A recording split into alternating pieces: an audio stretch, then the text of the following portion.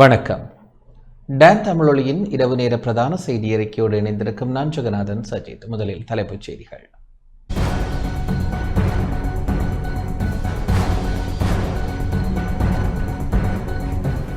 இந்தியாவில் கைது செய்யப்பட்ட பாதாள உலகக்குழு தலைவர் கரண்தனிய ராஜுவை 72 மணி நேரம் தடுத்து வைத்து விசாரணை செய்ய நடவடிக்கை. நிலக்கரி ஊழலை மூடி மறைப்பதற்கு அரசாங்கம் மேற்கொள்ளும் சகல முயற்சிகளையும் தோற்கடிக்க ஒன்றிணைவோம் என எதிர்க்கட்சித் தலைவர் அழைப்பு. எரிசக்தி அமைச்சர் பதவி விலகியிருப்பது மக்கள் அழுத்தத்துக்கு கிடைத்த வெற்றி என வசந்த அழகியவண்ண தெரிவிப்பு. மசகு எண்ணெய் கப்பல் இன்று நாட்டை வந்தடைவு. பொடிப்பெட்டியை துப்பாக்கியால் சுட்டுக் கொள்ள முயன்ற சந்தக நபர் ஒருவர் போலீஸ் விசேட அதிரடிப்படையினரால் கைது. ஈரான் ராணுவம் ஹோர்மோஸ் நீரிணையை மீண்டும் தனது கட்டுப்பாட்டுக்குள் கொண்டு வந்தது.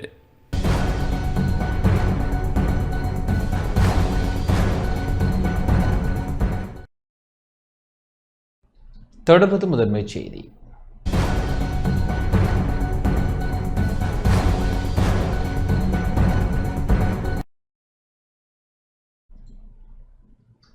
இந்தியாவில் கைது செய்யப்பட்டு இலங்கைக்கு அழைத்து வரப்பட்ட பாதாள உலகக்குழு தலைவரான கரந்தனிய ராஜுவை 72 மணி நேரம் தடுத்து வைத்து விசாரணைகளை முன்னெடுக்க உள்ளதாக போலீஸ் ஊடக பேச்சாளர் தெரிவித்துள்ளார்.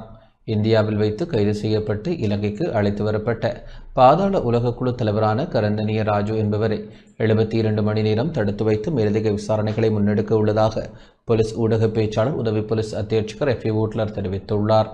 இன்று இடம்பெற்ற விசேட ஊடகவியலாளர் சந்திப்பில் அவர் இதனை குறிப்பிட்டார்.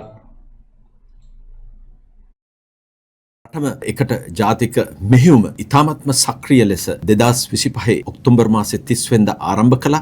குறித்த சந்தேக நபருக்கு எதிராக இலங்கையில் உள்ள நீதிமன்றங்களால் 15 பிடியாணை உத்தரவுகள் பிறப்பிக்கப்பட்டுள்ளதோடு 26 வெளிநாட்டு பயணத் தடைகளும் விதிக்கப்பட்டுள்ளன. மீட்டியாகொட, கரந்தனிய, பலப்பிட்டிய மற்றும் தென்மாகாணத்தில் இடம்பெற்ற கொலை சம்பவங்கள், பாரிய காயங்களை ஏற்படுத்தியமை, கொள்ளை சம்பவங்கள் மற்றும் ஆயுத கடத்தல் போன்ற பல்வேறு குற்ற செயல்களுக்காக இவர் தேடப்பட்டு வந்தவராவார். கொழும்பு மத்திய குற்ற புலனாய்வு பணியகத்தின் சிரேஷ்ட போலீஸ் அத்தியட்சகர் கமல் ஆரியவன்சவின் நேரடி மேற்பார்வையில் இந்த விசாரணைகள் ஆரம்பிக்கப்பட்டுள்ளன. இதேவேளை 2025 மற்றும் 2026 ஆண்டுகளில் மாத்திரம் 81 T56 ரக துப்பாக்கிகள், 107 கைத்துப்பாக்கிகள் மற்றும் 76 ரிவால்வர்கள் போலீசாரால் கைப்பற்றப்பட்டுள்ளன. 2024 முதல் 2026 வரை சிவப்பு அறிவித்தல் பிறப்பிக்கப்பட்ட 32 குற்றவாளிகள் இலங்கைக்கு கொண்டு வரப்பட்டுள்ளனர். மேலும் 15 பேர் சர்வதேச ஒத்துழைப்புடன் அழைத்து வரப்பட்டுள்ளதுடன் சர்வதேச காவலில் உள்ள 8 பேரை விரைவில் நாட்டுக்கு கொண்டு வர திட்டமிடப்பட்டுள்ளது. அத்துடன் மேலும் 94 சிவப்பு அறிவித்தல்களை அமுல்படுத்த நடவடிக்கை எடுக்கப்பட்டுள்ளது. கடந்த ஆண்டு அக்டோபர் 30 ஆரம்பிக்கப்பட்ட தேசிய சுற்றிவளைப்பு நடவடிக்கையின் கீழ் இதுவரை 30,11,000 பேர் சோதனைக்கு உட்படுத்தப்பட்டுள்ளனர். இவர்களில் 1873 சந்தேக நபர்கள் கைது செய்யப்பட்டுள்ளதோடு 2026 ஆண்டில் மாத்திரம் 44,587 பிடியாணை பிறப்பிக்கப்பட்டவர்கள் கைது செய்யப்பட்டுள்ளனர். மதுபோதையில் வாகனம் செலுத்திய 31,796 சாரதிகளுக்கு எதிராக நீதிமன்றங்களில் வழக்கு தொடரப்பட்டுள்ளது. මේ සමස්ත රටේ ඇති වෙලා තියෙන ව්‍යසනය නතර කර ගැනීම සඳහා අපිට සහාය දෙන්නේ කියලා අපි තාමත්ම ගෞරවයෙන් සියලුම පුරවැසියන්ගෙන් ඉල්ලා සිටිනවා. බොහොම ස්තුතියි.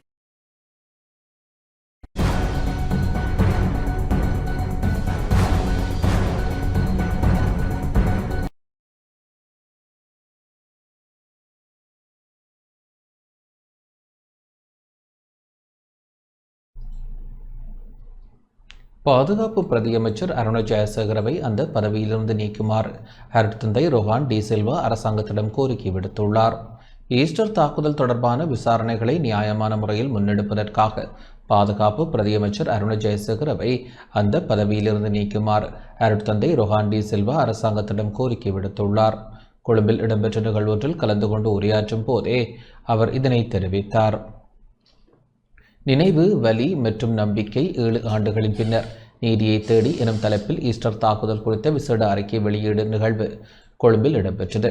சமூக மற்றும் சமய மையத்தினால் இந்த நிகழ்வு ஏற்பாடு செய்யப்பட்டது. அங்கு கருத்து தெரிவித்த அருட்தந்தை ரொஹான் டி சில்வா, தாக்குதல் இடம்பெற்று 7 ஆண்டுகளின் பின்னர் விசாரணைகள் ஒரு சாதகமான திசையை நோக்கி நகர்வதாக தெரிகிறது. எனவே விசாரணைகளை நியாயமான முறையில் முன்னெடுப்பதற்கான சூழலை உருவாக்க வேண்டியுள்ளது. சர்ச்சைக்குரிய சாய்ந்த மருது சம்பவங்கள் இடம்பெற்ற போது கிழக்கு மாகாண கட்டளை தளபதியாக இருந்த தற்போதைய பாதுகாப்பு பிரதியமைச்சர் அருண் ஜெயசேகரவை விசாரணைகள் நிறைவடையும் வரை அந்த பதவியிலிருந்து நீக்குமாறும் கேட்டுக்கொள்கிறோம் என தெரிவித்தார்.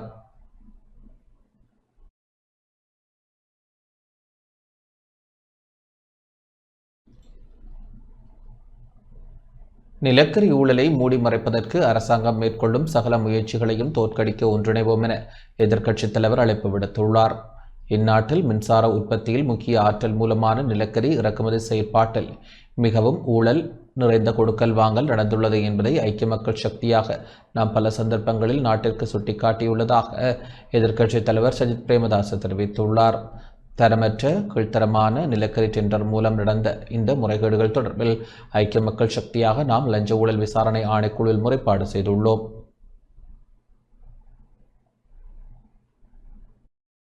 தரமற்ற கீழ்த்தரமான நிலக்கரி டெண்டர் மூலம் நடந்த இந்த முறைகேடு தொடர்பில் ஐக்கிய மக்கள் சக்தியாக நாம் லஞ்ச ஊழல் விசாரணை ஆணைக்குழுவில் முறைப்பாடு செய்தோம். ஆனால் இதுவரையில் எந்த நடவடிக்கையும் எடுக்கப்பட்டதாக தெரியவில்லை. தரமற்ற நிலக்கரி இறக்குமதி மூலம் நடந்த மோசடி தொடர்பாக தாம் முன்வைத்த கருத்துக்களை அலட்சியமாக நிராகரித்த தற்போதைய தேசிய மக்கள் சக்தி அரசாங்கம் ஆணவத்தனமாக நடந்து கொண்டு தங்களது மோசடிகளை சமூகத்திடமிருந்து மறைப்பதற்கு தீவிர முயற்சியில் ஈடுபட்டிருப்பதை எம்மால் காண முடிந்தது.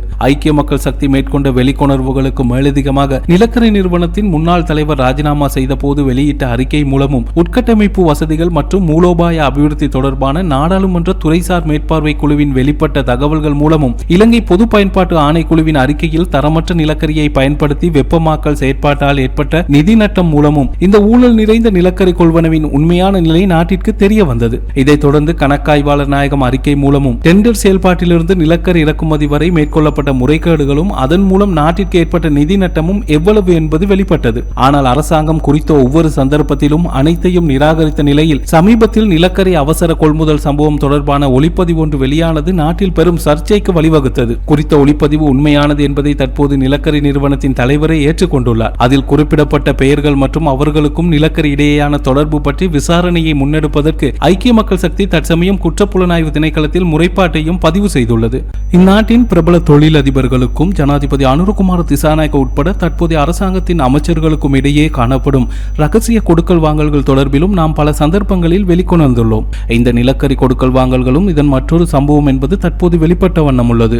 தங்களுக்கு எதிரான குற்றச்சாட்டுகள் ஒவ்வொன்றாக வெளிவந்து கொண்டிருந்த சந்தர்ப்பங்களில் மௌனம் காத்து வந்த அரசாங்கம் இன்று மேலும் ஒரு நாடகத்தை ஆரம்பித்துள்ளது. ஊழல் நிறைந்த அமைச்சரும் அமைச்சின் செயலாளரும் ராஜினாமா செய்ததன் மூலம் தரமற்ற நிலக்கரி இறக்குமதியால் இந்த நாட்டிற்கு ஏற்படுத்திய பில்லியன் கணக்கான நட்டத்தை மக்கள் மனதிலிருந்து மூடி மறைப்பதே அந்த முயற்சியாகும். டெண்டர் செயல்பாட்டு முதலே நடந்த இந்த ஊழல் கொடுக்கல் வாங்கல்களுக்கு விடயத்துக்கு பொறுப்பான அமைச்சரும் அமைச்சரவையின் பிரதானி என்ற வகையில் ஜனாதிபதியும் ஒட்டுமொத்த அமைச்சரவையும் கூட்டாக பொறுப்பு கூற வேண்டும் என்பது எமது கருத்தாகும். ஆயினும் கடந்த ஏப்ரல் 10 நாடாளுமன்றத்தில் மின்சக்தி அமைச்சர் குமார ஜெயக்கொடியை பாதுகாத்து தேசிய மக்கள் சக்தியின் 153 மக்கள் பிரதிநிதிகள் தேர்தலில் மக்கள் வைத்த நம்பிக்கையை எங்கனம் உடைத்தெறிந்தார்கள் என்பதை முழு நாடும் கண்டது. மிக ஊழல் நிறைந்த இந்த தரமற்ற நிலக்கரி கொள்முதல் மூலம் நாட்டிற்கும் மக்களின் வரிப்பணத்திற்கும் ஏற்படுத்திய நட்டத்திற்கு எதிர்காலத்தில் சட்ட நடவடிக்கை எடுக்க ஐக்கிய மக்கள் சக்தி நடவடிக்கை எடுக்கும். அவ்வாறே இந்த அரசாங்கத்தின் ஊழல் செயல்பாடுகளுக்கு எதிராக எதிர்காலத்தில் எடுக்க முடியுமான சகல நடவடிக்கைகளையும் எடுப்போம் என்பதை நாம் வலியுறுத்தி கூறுகிறோம்.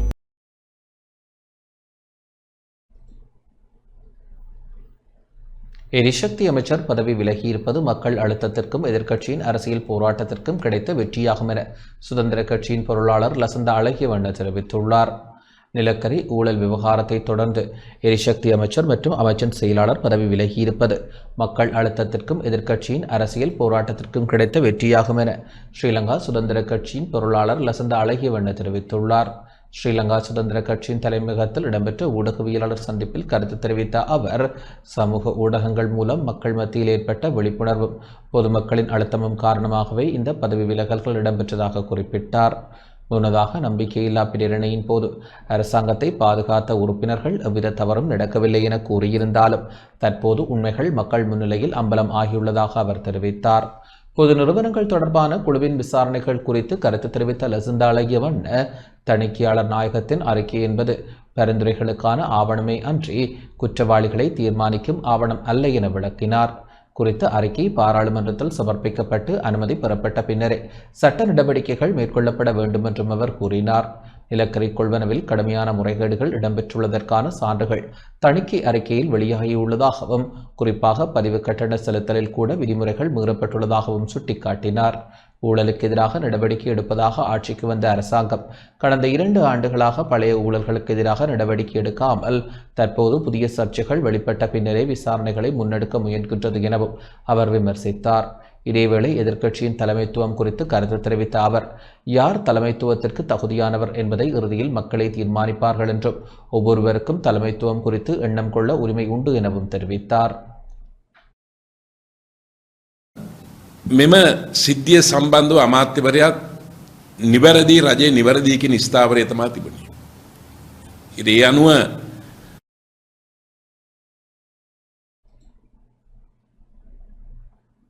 மசகு எண்ணெய் கப்பல் ஒன்று இன்று இலங்கையை வந்தடைந்துள்ளது. மத்திய கிழக்கு மோதல் ஆரம்பமான பின்னர் முதலாவது மசகு எண்ணெய் தாங்கி கப்பல் இன்று இலங்கையை வந்தடைந்துள்ளது.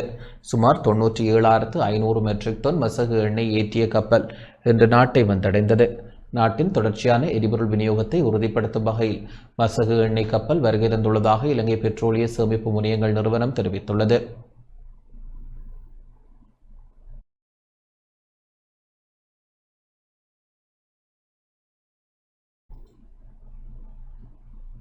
பௌத்த மேலாதிக்கத்தை தடுத்து நிறுத்துவதற்கான முயற்சிகள் மேற்கொள்ளப்பட வேண்டும் என ஈழ மக்கள் புரட்சிகர விடுதலை முன்னணியின் தலைவர் சுரேஷ் பிரேமச்சந்திரன் தெரிவித்துள்ளார். அரசாங்கம் கொண்டுவரும் பௌத்த மேலாதிக்கத்தை தடுத்து நிறுத்துவதற்கான முயற்சிகள் மேற்கொள்ளப்பட வேண்டும் என ஈழ மக்கள் புரட்சிகர விடுதலை முன்னணியின் தலைவரும் முன்னாள் நாடாளுமன்ற உறுப்பினருமான சுரேஷ் பிரேமச்சந்திரன் தெரிவித்துள்ளார். இன்று யாழ்ப்பாணத்தில் நடத்திய ஊடகவியலாளர் சந்திப்பில் அவர் இதனை தெரிவித்தார். வடக்கனாரி மலையில் அங்கு ஒரு சிவலிங்கம் நீண்ட காலங்களுக்கு முன்பாக அது சைவ மக்கள் சிவலிங்கம் பிரதிஷ்டை செய்யப்பட்டு அது தொடர்ந்து ஒரு வழிபாட்டுக்குரிய இடமாகவும் தொடர்ந்து இருந்து வருகின்றது.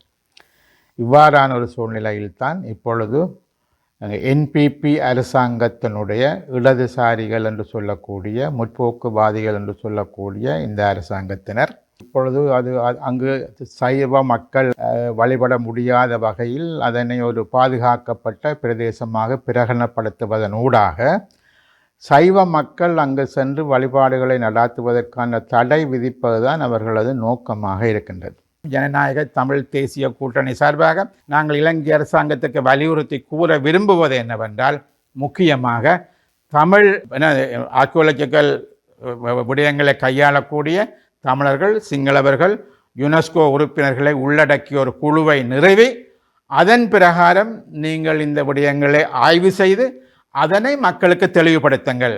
அந்த புரதான சின்னங்களை பாதுகாப்பதற்கான பொறிமுறைகளை ஏற்படுத்துங்கள். அதனை விடுத்து சுற்றி வர உள்ள காணிகளை பறிமுதல் செய்வதோ புது புது புத்த கோயில்களை உருவாக்குவதோ நிச்சயமாக அது சிங்கள மக்களுக்கும் உதவியாக இருக்காது, இந்த நாட்டுக்கும் உதவியாக இருக்காது. அது உண்மையாகவே ஒரு பொய்யையும் புரட்டையும் நிறுவனத்திற்கான ஒரு தன்மையாகத்தான் இருக்கும். ஆகவே எங்களை பொறுத்தவரையில் இது உடனடியாக நிறுத்தப்பட வேண்டும் என்று நாங்கள் கேட்டுக்கொள்ள விரும்புகின்றோம்.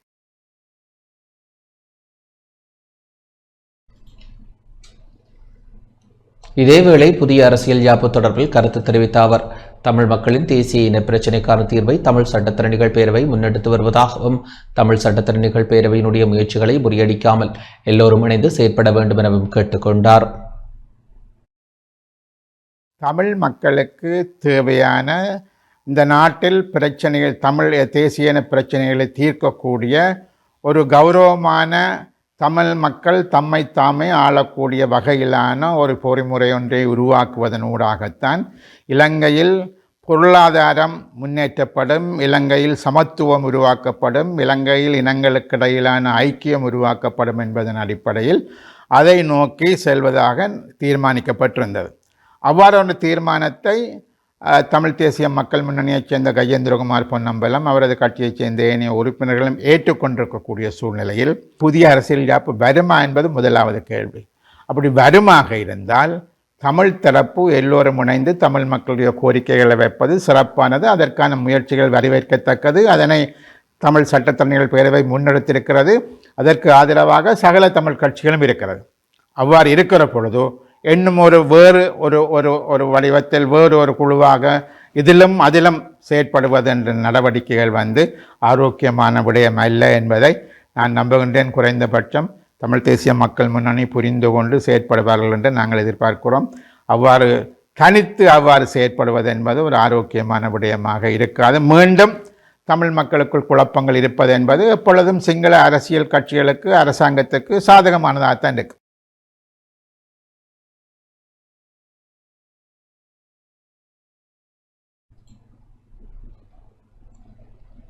அன்னை பூபதியின் திருவுருவப்படம் தாங்கிய ஊர்தி மட்டக்களப்பை வந்தடைந்தது.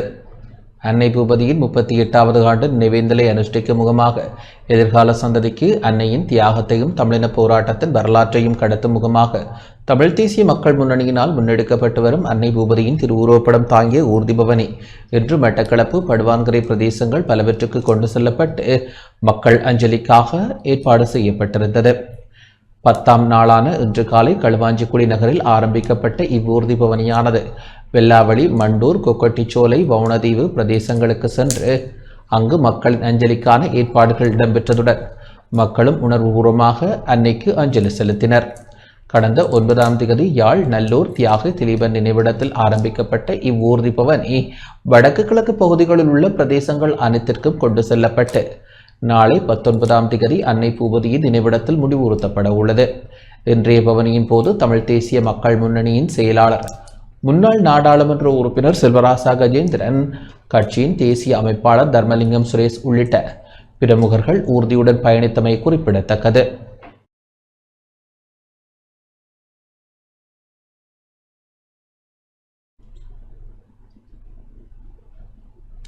மலரும் புதுயுகம் அமையத்தின் ஏற்பாட்டில் அன்னை பூபதியின் நினைவு நாள் நிகழ்வும் அன்னை பூபதியின் நினைவு நாளை முன்னிட்டு அறநெறி மாணவர்கள் இடையே நடத்தப்பட்ட போட்டிகளில் வெற்றி பெற்றவர்களுக்கான பரிசளிப்பு நிகழ்வும் இன்று கிளிநொச்சியில் இடம்பெற்றது.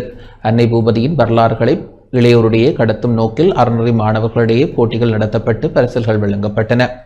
கூட்டுறவு கிளிநொச்சி மண்டபத்தில் இடம்பெற்ற நிகழ்வில் நாடாளுமன்ற உறுப்பினர் சஞ்ஞானம் ஸ்ரீதரன், மாவட்ட வர்த்தக சங்கத்தினர், பிரதேச சபைகளின் உறுப்பினர்கள், மதகுருமார்கள், மலரும் புதுயுகம் அமையத்தின் உறுப்பினர்கள், அறநெறி பாடசாலைகளின் ஆசிரியர்கள், மாணவர்கள் என பலர் பங்கேற்றனர்.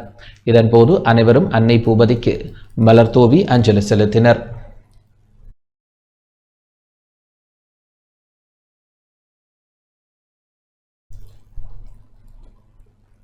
வவுனியா தம்பனை புளியங்குளத்தில் வீடு தீயில் எரிந்து நாசமாகியுள்ளது. வவுனியா தம்பனை புளியங்குளம் பகுதியில் வீடு ஒன்று தீயில் முற்றாக இருந்து நாசமாகியுள்ளது. சம்பவம் இடம்பெற்ற வேளை வீட்டில் யாரும் இல்லாததால் உயிர் சேதம் தவிர்க்கப்பட்டுள்ளது. அயலவர்களின் உதவியுடன் தீயை கட்டுப்படுத்த முயற்சி மேற்கொள்ளப்பட்டமையால் மேலதிக அனர்த்தம் தவிர்க்கப்பட்டுள்ளது. சம்பவம் தொடர்பில் நலுக்குளம் போலீசார் விசாரணைகளை மேற்கொண்டனர். மின்சார கோளாறு காரணமாக தீ விபத்து ஏற்பட்டிருக்கலாம் என சந்தேகம் வெளியிடப்பட்டுள்ளது.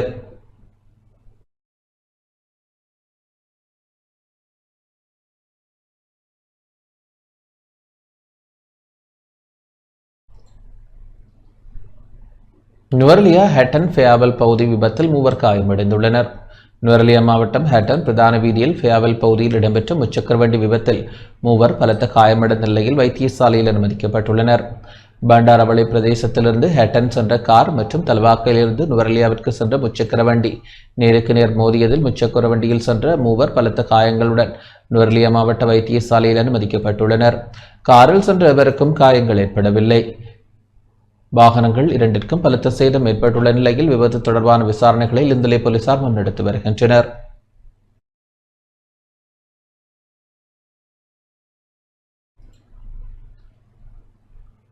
மன்னார் வளைகுடா கடல் பகுதியில் அரிய வகை கடல்வாழ் உயிரினமான கடல் பசு ஒன்று இறந்த நிலையில் கரையொதுங்கியது. மன்னார் வளைகுடா கடல் பகுதியில் இறந்த நிலையில் கரையொதுங்கிய அரிய வகை கடல்வாழ் உயிரினமான ஆண் கடல் பசுவை கால்நடை மருத்துவர்களின் உடற்கூற்று பரிசோதனையின் பின்னர் வனத்துறையினர் கடற்கரை மணலில் புதைத்துள்ளனர். இறந்த நிலையில் மீட்கப்பட்ட ஆண் கடல் பசு சுமார் 800 கிலோ எடை கொண்டதென கால்நடை மருத்துவர்கள் தெரிவித்துள்ளனர். மன்னார் வளைகுடா கடல் பகுதியில் அரிய வகை கடல்வாழ் உயிரினங்களான கடல் பல்லி, கடல் குதிரை, கடல் பசு, சிப்பி, சங்கு, பவளப்பாறைகள் என சுமார் 1400க்கும் அதிகமான அரிய வகை கடல்வாழ் உயிரினங்கள் வாழ்ந்து வருவதுடன் ராமநாதபுரம் மாவட்டம் பாம்பன், தனுஷ்கோடி, மண்டபம் ஆகிய தெற்கு மன்னார் வளைகுடா கடல் பகுதிகளிலிருந்து மீன்பிடிக்க செல்லும் மீனவர்கள் வலைகளில் சமீப காலமாக கடல் ஆமை, கடல் பசு, டால்பின் போன்றன சிக்குவதாகவும் அவை மீனவர்களால் மீண்டும் கடலில் விடப்படுவதாகவும் தெரிவிக்கப்பட்டுள்ளது.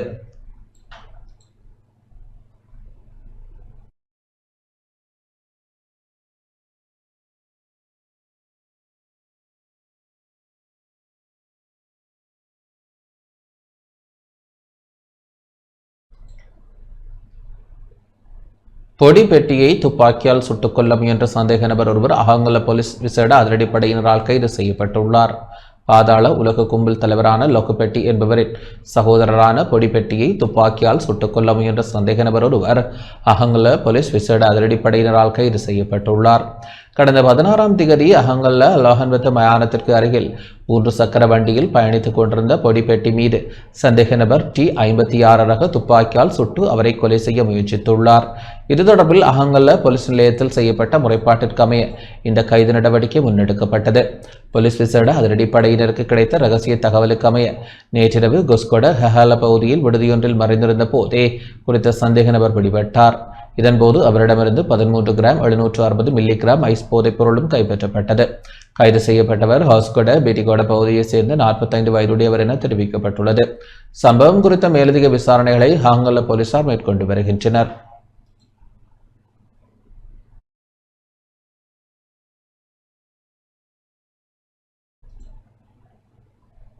நிலக்கரி இறக்குமதி மற்றும் மின்சார உற்பத்தியில் இடம்பெற்ற முறைகேடுகளை விசாரிக்க விசேட ஜனாதிபதி ஆணைக்குழு நியமிக்கப்பட்டுள்ளது. இலங்கையின் நிலக்கரி இறக்குமதி மற்றும் மின்சார உற்பத்தியில் இடம்பெற்ற முறைகேடுகளை விசாரிக்க உச்சநீதிமன்ற நீதியரசர் ஹெஹான் குலத்துங்க தலைமையில் விசேட ஜனாதிபதி ஆணைக்குழு நியமிக்கப்பட்டுள்ளது. இதன் பணிகள் அடுத்த வாரம் கொழும்பில் தொடங்குகின்றது. 2026 ஏப்ரல் வரை இந்த நிலக்கரி கொடுக்கல் வாங்கல்களை ஆய்வு செய்ய ஜனாதிபதி அன்றுகுமார திசாநாயக்கவினால் இந்த ஆணைக்குழு நியமிக்கப்பட்டுள்ளது. ஆணைக்குழுவின் விசாரணை பணிகள் அடுத்த வாரம் முதல் உத்தியோகபூர்வமாக ஆரம்பமாக உள்ளன. 1978ஆம் ஆண்டின் 7ஆம் இலக்க விசேட ஜனாதிபதி விசாரணை ஆணைக்குழு சட்டத்தின் 2ஆம் பிரிவின் கீழ் வழங்கப்பட்டுள்ள அதிகாரங்களுக்கு அமைய இந்நடவடிக்கை எடுக்கப்பட்டுள்ளது. உச்சநீதிமன்ற நீதியரசர் ஹெஹான் குலத்துங்க தலைமையில் நியமிக்கப்பட்டுள்ள இந்த ஆணைக்குழுவில் மேன்முறையீட்டு நீதிமன்ற நீதியரசர் ஆதித்ய பண்டபெண்டிகே மற்றும் மேல் நீதிமன்ற நீதியரசர் சஞ்சீவ சோமரத்ன ஆகியோர் உறுப்பினர்களாக செயற்பட உள்ளனர். செயலாளராக முன்னாள் ராஜாங்க அமைச்சின் செயலாளர் பி வி பந்துலசேன நியமிக்கப்பட்டுள்ளார். இலங்கையின் நிலக்கரி அடிப்படையிலான மின் உற்பத்தி ஆரம்பிக்கப்பட்டது முதல் 2026 ஏப்ரல் 16ஆம் தேதி வரையான காலப்பகுதிக்குள் இடம்பெற்ற அனைத்து நிலக்கரி இறக்குமதிகளும் இதில் ஆய்வுக்குட்படுத்தப்பட உள்ளன. அரசிற்கு சொந்தமான லங்கா நிலக்கரி தனியார் நிறுவனம் அல்லது அதன் தற்போதைய நிறுவனங்களின் ஊடாக மேற்கொள்ளப்பட்ட கொடுக்கல் வாங்கல்களில் ஏதேனும் முறைகேடுகள், ஊழல்கள் அல்லது சட்டவிரோத செயற்பாடுகள் இடம்பெற்றுள்ளனவா என்பதை கண்டறிவதே இந்த ஆணைக்குழுவின் பிரதான நோக்காகும். விசாரணைகளை முன்னெடுப்பதற்கான அலுவலகம் கொழும்பில் தற்போது அமைக்கப்பட்டு வருவதுடன் அடுத்த வாரத்தில் ஆணைக்குழுவின் பணிகள் முழுவீச்சில் ஆரம்பமாகும் என எதிர்பார்க்கப்படுகின்றது.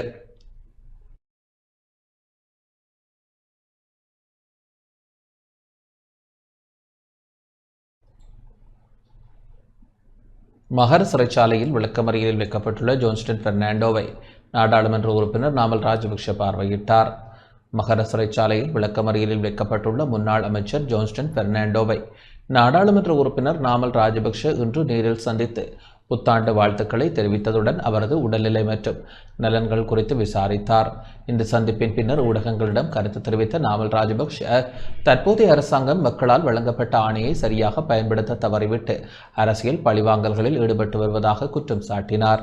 தேர்தல் காலத்தில் வழங்கிய வாக்குறுதிகளை நிறைவேற்ற முடியாமை, விலையேற்றம் மற்றும் பொருளாதார நெருக்கடிகளால் மக்கள் எதிர்கொள்ளும் பிரச்சினைகளுக்கு தீர்வு வழங்க இயலாமை போன்ற அரசாங்கத்தின் தோல்விகளிலிருந்து மக்களின் கவனத்தை திசை திருப்புவதற்காக முன்னாள் அமைச்சர்கள் மற்றும் அரசியல்வாதிகள் திட்டமிட்டு குறிவைக்கப்படுகின்றனர் என தெரிவித்தார். விளக்கமறியலில் உள்ள ஜோன்ஸ்டன் பெர்னாண்டோ மன உறுதியுடன் இருப்பதாகவும் இத்தகைய அரசியல் சவால்கள் அவருக்கு புதிதல்ல எனவும் நாமல் ராஜபக்ஷ குறிப்பிட்டார்.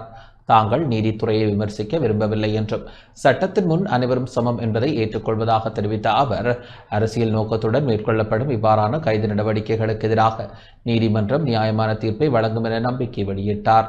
மேலும் கடந்த ஆட்சியில் முன்னெடுக்கப்பட்ட பழிவாங்கல் அரசியல் போன்று தற்போதைய அரசாங்கமும் அதே வழியில் செயற்படுவதாக குற்றம் சாட்டிய நாமல் ராஜபக்ஷ இத்தகைய நடவடிக்கைகள் மூலம் மக்களின் உண்மையான பிரச்சினைகளை மறைக்க முடியாது என வலியுறுத்தினார். பதிவு செய்யப்படாத ஆடம்பர வாகனம் பயன்படுத்தியதாக கூறப்படும் குற்றச்சாட்டின் கீழ் ஜோன்ஸ்டன் பெர்னாண்டோ கைது செய்யப்பட்ட நிலையில் நாமல் ராஜபக்ஷவின் இந்த விஜயம் அரசியல் வட்டாரங்களில் முக்கிய கவனத்தை ஈர்த்துள்ளது.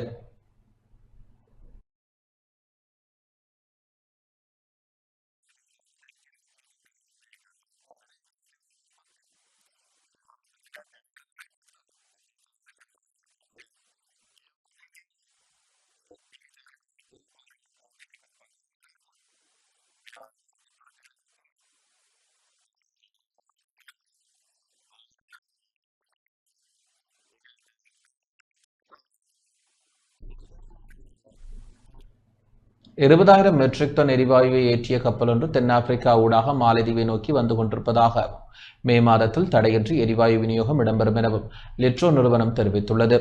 மே மாதத்தில் தடையின்றி எரிவாயு விநியோகத்தை வழங்க முடியும் என லிட்ரோ எரிவாயு நிறுவனம் தெரிவித்துள்ளது. ஏப்ரல் மாதத்திற்காக 20,500 மெட்ரிக் டன் எரிவாயு ஏற்கனவே நாட்டுக்கு கிடைத்துள்ளதாகவும் மேலும் 17,500 மெட்ரிக் டன் எரிவாயு கிடைக்க உள்ளதாகவும் அந்நிறுவனம் குறிப்பிட்டுள்ளது. இந்த எரிவாயு கையிருப்புகள் மாலத்தீவில் உள்ள மிதக்கும் சேமிப்பு முனையத்தில் களஞ்சியப்படுத்தப்பட்டுள்ளதாக லிட்ரோ நிறுவனம் தெரிவித்துள்ளது. அதிகமாக 20,000 மெட்ரிக் டன் எரிவாயுவை ஏற்றிய கப்பல் ஒன்று தென்னாப்பிரிக்கா ஊடாக மாலத்தீவு நோக்கி வந்து கொண்டிருப்பதாகவும் தெரிவிக்கப்பட்டுள்ளது.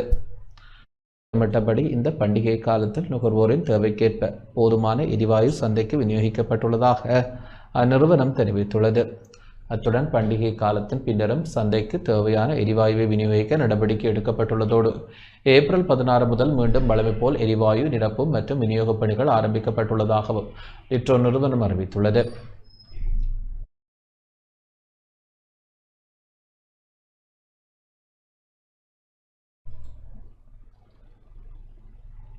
மட்டக்களப்பு சித்தாண்டியில் மகனின் தாக்குதலுக்கு இலக்காகி தாய் உயிரிழந்துள்ளார். மட்டக்களப்பு சந்திவெளி போலீஸ் பிரிவிற்குட்பட்ட சித்தாண்டி பகுதியில் தாய் ஒருவர் மகனால் தாக்கி கொலை செய்யப்பட்ட சம்பவம் நேற்று மாலை பதிவாகியுள்ளது.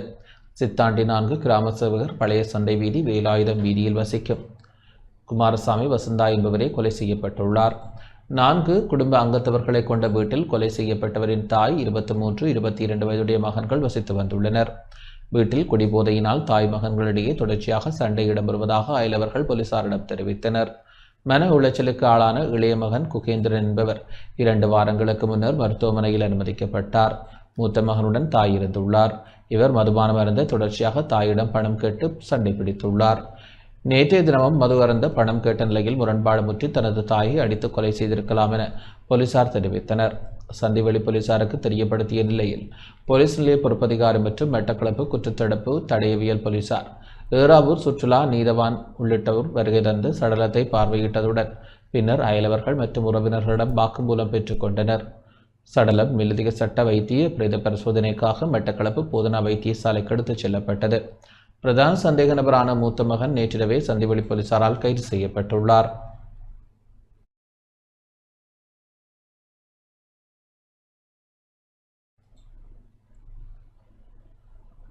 ஐம்பத்தி காலாட்படை பிரிவினால் ஏற்பாடு செய்யப்பட்ட தமிழ் மற்றும் சிங்கள சித்திரை புத்தாண்டு கொண்டாட்டங்கள் யாழ்ப்பாணத்தில் இடம்பெற்றன. யாழ்ப்பாணம் துரையப்பா விளையாட்டரங்கில் இன்று 51வது காலாட்படை பிரிவால் ஏற்பாடு செய்யப்பட்ட தமிழ் மற்றும் சிங்கள சித்திரை புத்தாண்டு கொண்டாட்டங்கள் இடம்பெற்றன. இராணுவத்தினருக்கும் பொதுமக்களுக்கும் இடையிலான புரிந்துணர்வையும் சிவில் இராணுவ ஒத்துழைப்பையும் மேம்படுத்தும் நோக்கில் இந்த விழா ஏற்பாடு செய்யப்பட்டது.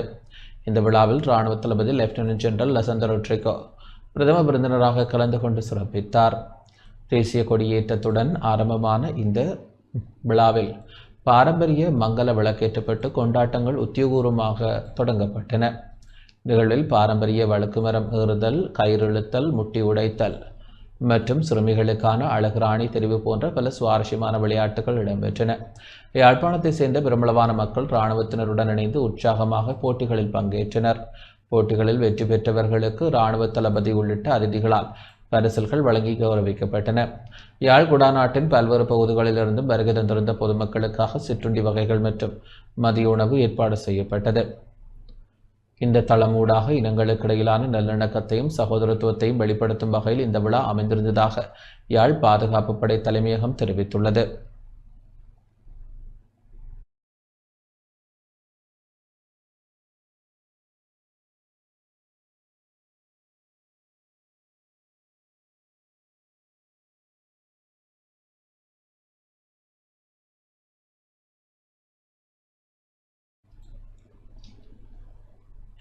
தமிழ் சிங்கள புத்தாண்டு பிறப்பை முன்னிட்டு திருகோணமலை சேர்நூர போலீஸ் நிலையத்தால் ஏற்பாடு செய்யப்பட்ட பிரம்மாண்ட விளையாட்டு விழா இன்று போலீஸ் மைதானத்தில் விமர்சையாக இடம்பெற்றது. பொதுமக்களுக்கும் போலீசாருக்கும் இடையிலான நல்லுறவை மேம்படுத்தும் நோக்கில் ஏற்பாடு செய்யப்பட்ட இவ்விழாவில் பாரம்பரிய கலாச்சார விழுமியங்களை பறைசாற்றும் வகையில் பல்வேறு போட்டிகள் நடத்தப்பட்டன. மைதானத்தில் திரண்டிருந்த ஏராளமான சிறுவர்கள் மற்றும் பெரியோர்கள் ஆர்வத்துடன் கலந்து கொண்ட இந்த விழாவில் சைக்கிள் ஓட்ட போட்டி, முட்டை உடைத்தல், வழுக்குமரம் ஏறுதல், யானைக்கு கண் வைத்தல், ஓலை மட்டை இழைத்தல் ஆகிய போட்டிகள் மெருகூட்டின. சேர்நூர பிராந்திய போலீஸ் அத்தியட்சகர், சேர்நூர போலீஸ் நிலைய பொறுப்பதிகாரி சேர்வர பிரதேச சபை தவிசாளர் உள்ளிட்ட போலீஸ் அதிகாரிகள், முக்கிய பிரமுகர்கள் மற்றும் பெருந்திரளான பொதுமக்கள் கலந்து கொண்டனர்.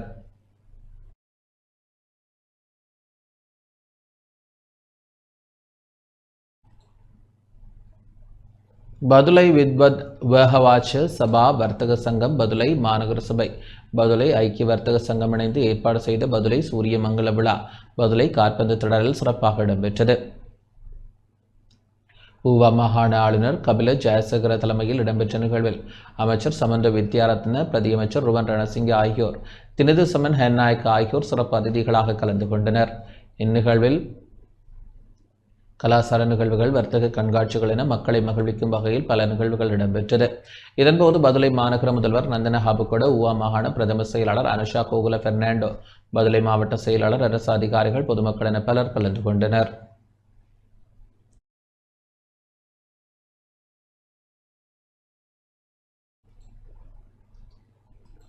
ஹஜ் யாத்திரை மேற்கொள்பவர்களுக்கான விசேட வழிகாட்டல் செயலமர்வு குருநாகலில் இடம்பெற்றது.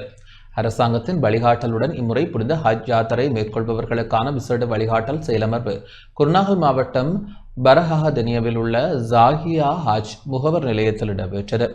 இலங்கை ஜாகிய வெளிநாட்டு முகவர் நிலையத்தின் வழிகாட்டலின் கீழ் இயக்குனர் ஜக்பான் ஹாஜியார் தலைமையில் நிகழ்வு இடம்பெற்றது. இதன்போது புனித ஹஜ் யாத்திரை தொடர்பில் உலமாக்களால் விளக்கம் அளிக்கப்பட்டது. இதேவேளை யாத்ரீகர்களுக்கு தடுப்பூசி ஏற்றப்பட்டதுடன் அவர்களுக்கான கடவுச்சீட்டு புத்தகம், பொதிகள் என்பன வழங்கி வைக்கப்பட்டது. இலங்கையிலிருந்து இம்முறை 3500 ஹஜ் யாத்திரிகள் புனித மக்கா பயணம் செல்ல உள்ளனர். இந்த யாத்திரையில் 2வது குழுவினர் மே மாதம் 2ஆம் தேதி கட்டநாயக்க விமான நிலையத்திலிருந்து பயணத்தை மேற்கொள்ள உள்ளமை குறிப்பிடத்தக்கது.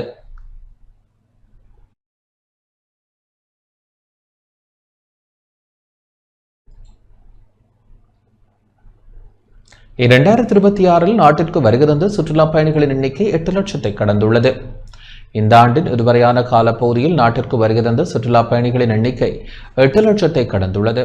கடந்த 4 மாதங்களில் 8,09,595 சுற்றுலா பயணிகள் நாட்டிற்கு வருகை தந்துள்ளதாக சுற்றுலா அபிவிருத்தி அதிகார சபை தெரிவித்துள்ளது. இந்த மாதத்தின் முதல் 15 நாட்களில் மட்டும் 68,961 சுற்றுலா பயணிகள் நாட்டிற்கு வருகை தந்துள்ளனர். அந்த வகையில் 19,822 சுற்றுலா பயணிகள் இந்தியாவிலிருந்து வருகை தந்துள்ளதாக சுற்றுலா அபிவிருத்தி அதிகார சபை குறிப்பிட்டுள்ளது.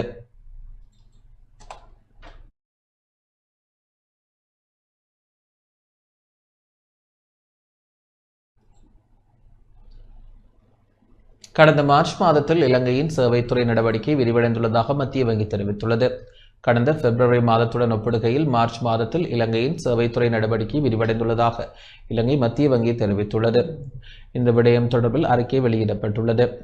மார்ச் மாதத்திற்கான கொள்ளளவு முகாமையாளர் சுட்டன் 59.4 பதிவாகியுள்ளது. கடந்த மார்ச் மாதத்தில் நிதி சேவைத்துறையில் கடன் வழங்கும் நடவடிக்கைகள் கணிசமான அளவு அதிகரித்துள்ளமை இந்த வளர்ச்சிக்கு காரணமாகும்.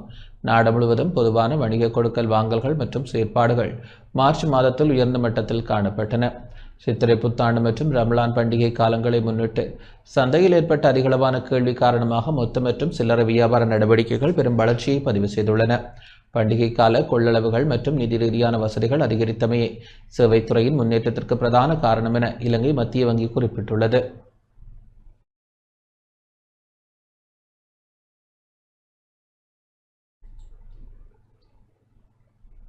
மட்டக்களப்பு மாநகர சபையின் ஏற்பாட்டில் பட்டத்திருவிழா இடம்பெற உள்ளது. மட்டக்களப்பு மாநகர சபையின் ஏற்பாட்டில் எதிர்வரும் 26ஆம் தேதி மாபெரும் பட்டத்திருவிழா கல்லடி கடற்கரையில் இடம்பெற உள்ளது. பட்டத்திருவிழாவிற்கு டான் தொலைக்காட்சி ஊடக அனுசரணை வழங்கும் நிலையில் மாநகர முதல்வர் சிவம் பாக்கியநாதன் பட்டத்திருவிழா தொடர்பில் இவ்வாறு கருத்து வெளியிட்டார். எமது பிரதேசத்திலே வாழுகின்ற அனைத்து இன சமூகங்களும் ஒன்றாக இணைந்து பரஸ்பரம் ஒரு சமூக நல்லுணக்கம் புரிந்துணர்வை ஏற்படுத்தி சந்தோஷமாக கூடுகின்ற ஒரு நிகழ்வாகவும் இந்த சித்திரை புத்தாண்டு திகழ்கிறது. அதன் அடிப்படையில் தான் மட்டக்களப்பு மாநகர சபையானது பட்ட திருவிழா ஒன்றை எதிர்வரும் 26ஆம் தேதி ஞாயிற்றுக்கிழமை கல்லடி கடற்கரையிலே ஏற்பாடு செய்துள்ளது. இந்த திருவிழாவானது எமது அந்த பட்டங்களை கட்டுகின்ற அந்த வடிவமைப்பாளர்கள் அவர்களின் அந்த திறன்களை, அதாவது ஆக்கத்திறன்களை வெளிப்படுத்தும் முகமாக அவர்கள் அந்த பட்டங்களை செய்து அந்த பட்டங்களை வானிலே பறக்க விடுவதன் மூலம் அங்கே போட்டியாளர்களாக அவர்கள் கலந்து கொள்வதோடு அந்த போட்டியை பார்த்து நாங்கள் ஒரு மாநகர சபையின் அரசியல் உத்தியோகத்தர்களோ இல்ல அரசாங்க சார்பான நிர்வாக உத்தியோகத்தர்களோ இல்லாமல் வேறொரு பனலொன்றை ஏற்படுத்தி அவர்கள் மூலம் அந்த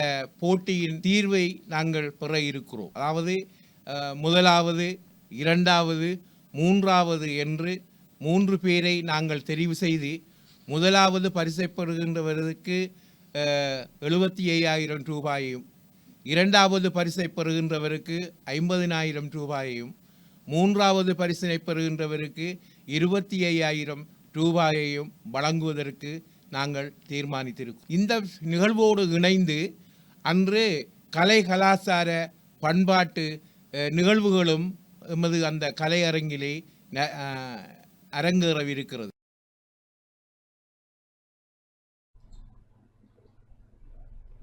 சட்டவிரோத மீன்பிடி நடவடிக்கைகளை கட்டுப்படுத்தும் நடவடிக்கைகளில் கடந்த 15 நாட்களில் கடற்படையினரால் 41 பேர் கைது செய்யப்பட்டுள்ளனர். இலங்கை கடற்படையினர், கடலோர காவல்படை, மீன்வளம் மற்றும் நீர்வள திணைக்களம் ஆகியவை இணைந்து கடந்த 1ஆம் தேதி முதல் 15ஆம் தேதி வரை உள்ளூர் நீர்ப்பரப்புகளில் நடவடிக்கைகளை மேற்கொண்டன. அதற்கமைய சட்டவிரோத முறைகளை பயன்படுத்தி மீன்பிடி நடவடிக்கைகளில் ஈடுபட்ட 11 சிறு படகுகள் மற்றும் 2 இழுவை படகுகள் ஆகியவற்றுடன் 41 சந்தேக நபர்களை கடற்படையினர் கைது செய்தனர்.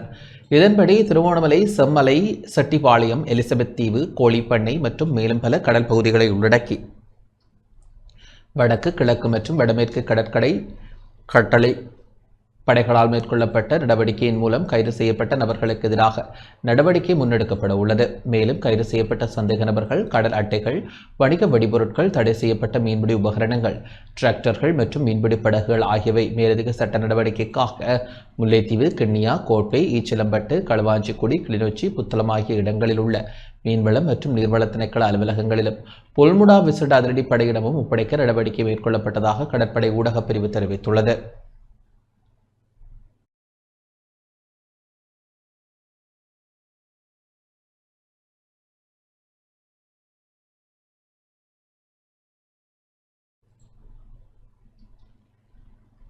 தொடர்வது உலகச் செய்திகள்.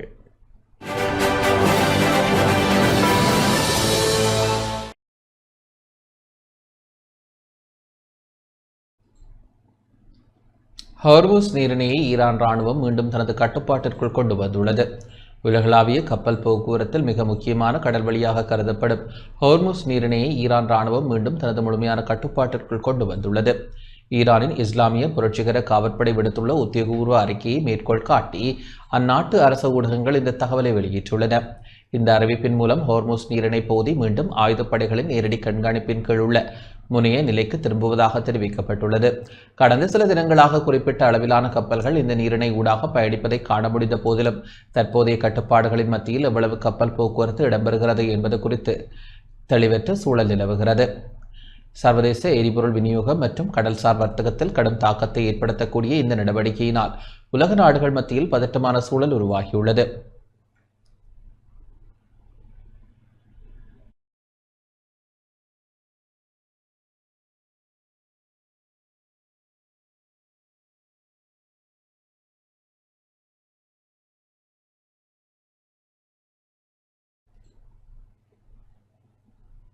தொடர்வது விளையாட்டுச் செய்திகள்.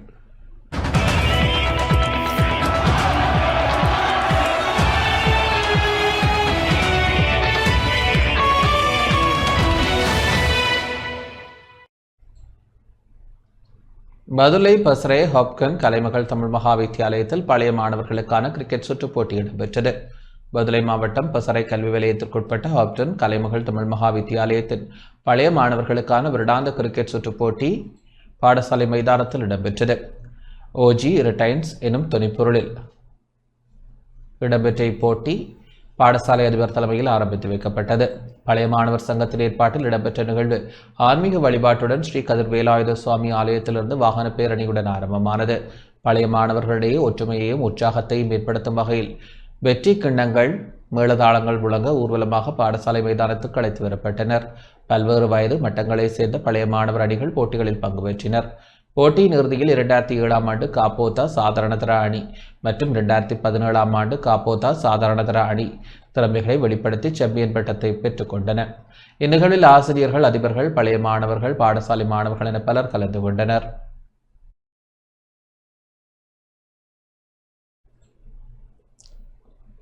நுவர்லியா மாவட்டம் கொட்டக்கலை மவுண்ட் வெர்னன் தமிழ் வித்தியாலயத்தில் பழைய மாணவர்களுக்கு இடையிலான ஒன்று கூடலும் கிரிக்கெட் போட்டியும் பாடசாலை விளையாட்டு மைதானத்தில் இடம்பெற்றது.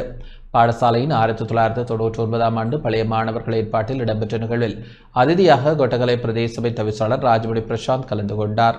கிரிக்கெட் சுற்றுப் போட்டியில் சாம்பியன் பட்டத்தை பெற்று 2018ஆம் ஆண்டு பழைய மாணவர் அணிக்கான வெற்றி கேடயத்தை தவிசாளர் வழங்கி வைத்தார். இப்போட்டியில் 2017ஆம் ஆண்டு பழைய மாணவர் அணி 2ஆம் இடத்தை வசப்படுத்திக் கொண்டது. இந்நிகழ்வில் ஆசிரியர்கள், அதிபர்கள், மாணவர்கள், பழைய மாணவர்கள் என பலர் கலந்து கொண்டனர்.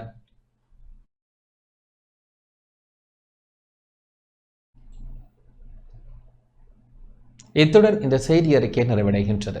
வணக்கம்.